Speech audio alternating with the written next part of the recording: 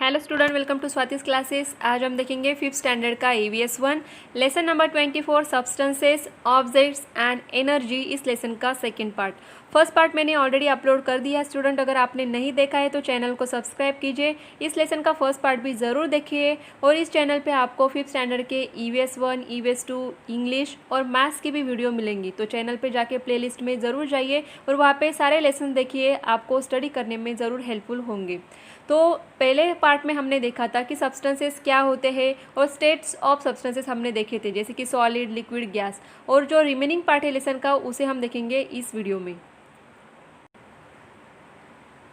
Substances and objects. तो देखिए student, यहाँ पे कैन यू टेल में आपको दिया है, Asmita went to buy an earthen pot, there she saw many things for sale. तो देखिए यहाँ पे जो अस्मिता है ये मार्केट में जाती है जहाँ पे उससे अर्थन पॉट लेने होते हैं, तो वहाँ पे वो देखती है कि कई सारी चीज़ें यहाँ पे सेल करने के लिए रखी हुई है।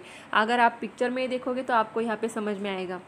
How did she identify what she needed. तो यहाँ पे वो किस तरीके से आइडेंटिफाई कर पाएगी कि उसे क्या लेना है या फिर उसे किसकी ज़रूरत है। From what substances had the Potter made all the things. तो जो पॉटर है यहाँ पे इसने जो सारी चीज़ें बनाई है ये कौन से सब्सटेंस से बनाई है, ये आपको क्वेश्चन दिया है।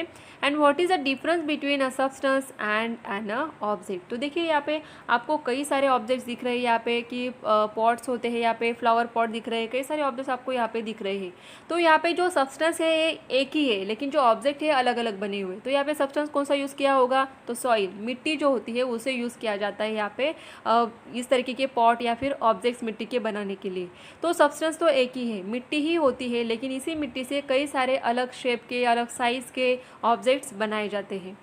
तो यही डिफरेंस है यहाँ पे सब्सटेंस एंड ऑब्जेक्ट में। नेक्स्ट है यहाँ पे, objects have a definite shape. तो हर एक ऑब्जेक्ट का अपना अपना डेफिनाइट शेप होता है।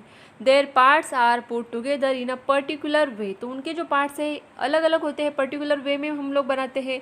Objects are made from substances. तो जो ऑब्जेक्ट्स होते हैं इसे हम जो चीज़ से बनाते हैं उसे कहा जाता है सब्सटेंसेस। जैसे कि हमने देखा था कि पॉट्स जो बने हैं यहाँ पे मिट्टी से बनते हैं, तो मिट्टी क्या है, सब्सटेंस है। और बाकी क्या ऑब्जेक्ट्स आएंगे, जैसे कि पॉट है, फ्लावर पॉट है, या फिर अदर जो भी वहाँ पे आर्टिकल्स, ऑब्जेक्ट्स आपको दिख रहे हैं, जो चीज़ें बनाई हुई है वो क्या है, ऑब्जेक्ट्स में आएंगे।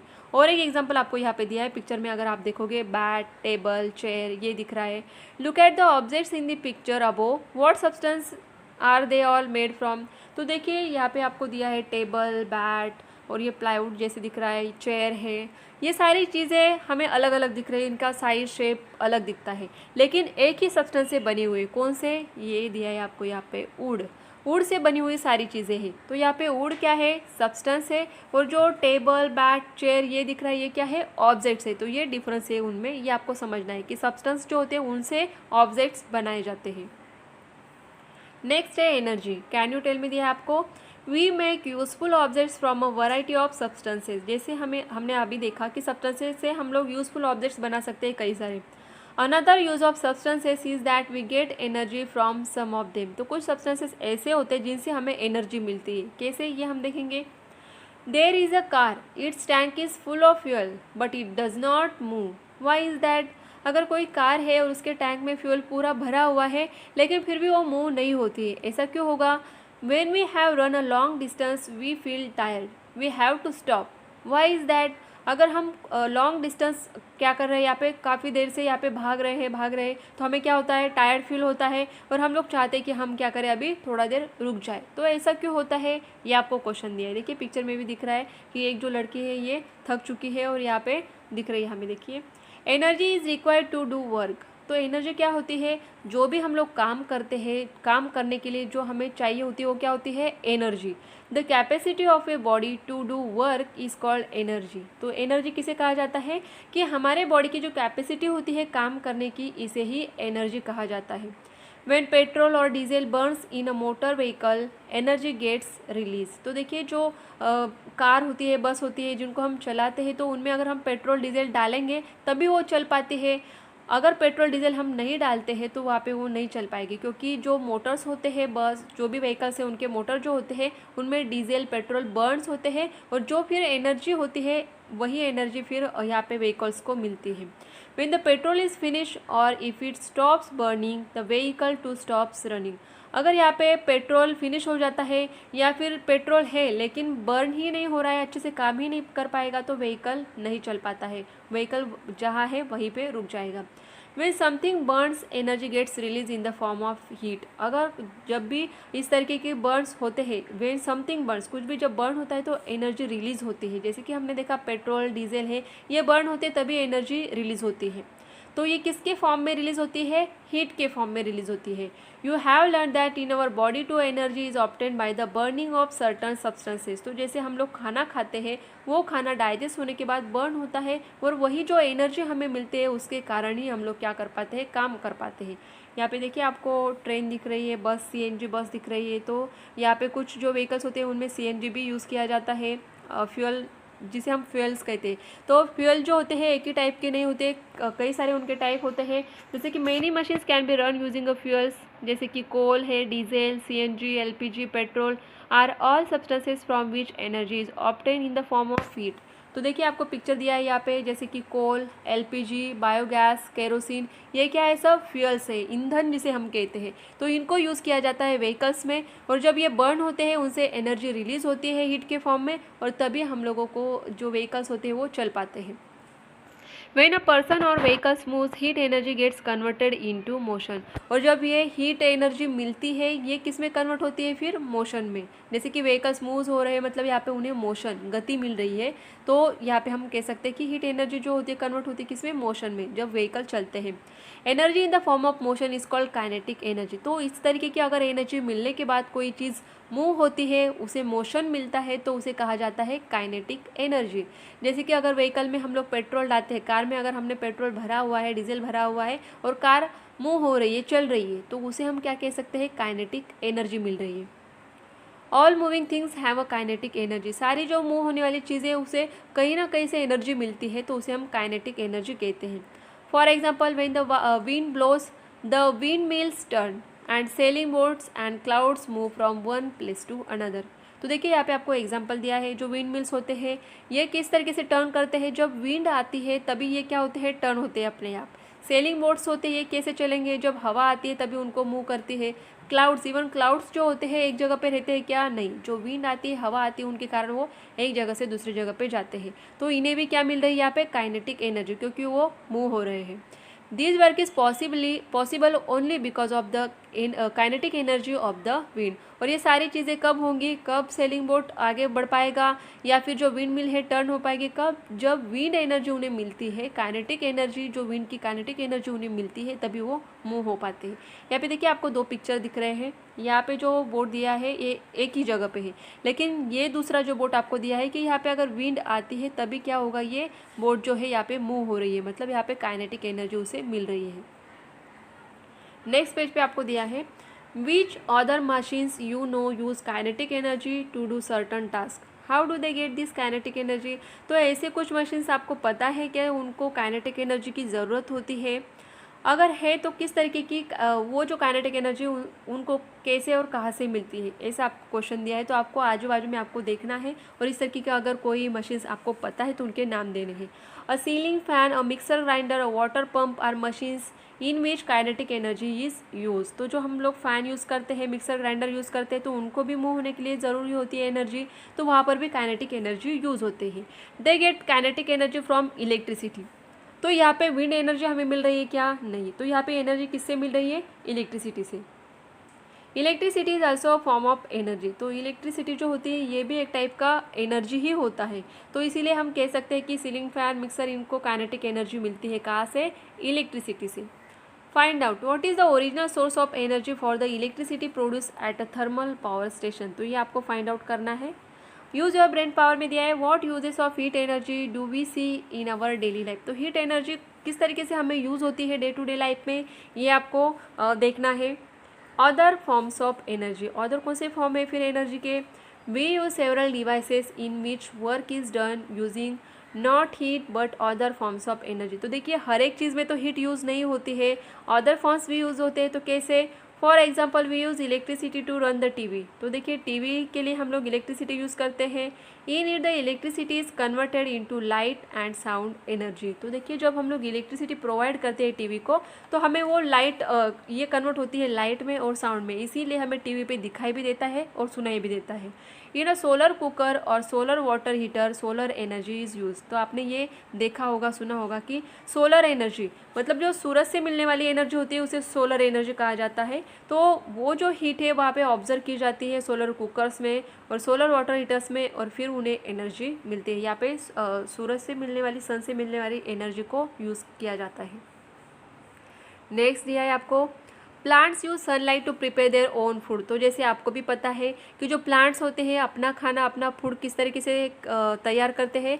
सनलाइट, उसके बाद जो वाटर आता है एंड कार्बन डाइऑक्साइड आता है, उसके मदद से वो क्या करते हैं, अपना फूड प्रिपेयर करते हैं। अगर सनलाइट ही नहीं होगा तो वो अपना फूड प्रिपेयर नहीं कर पाएंगे। In this process energy from sunlight is stored in the food substances they make. These are the substances that burn in our body and gives us all the energy we need for various purposes। तो हम लोग जो खाना खाते हैं वो भी एक तरह से कि बर्न होता है और उनसे हमें क्या मिलती है, एनर्जी मिलती है, जो हम हमारी ज़रूरत के हिसाब से अलग अलग चीज़ों के लिए यूज़ करते हैं।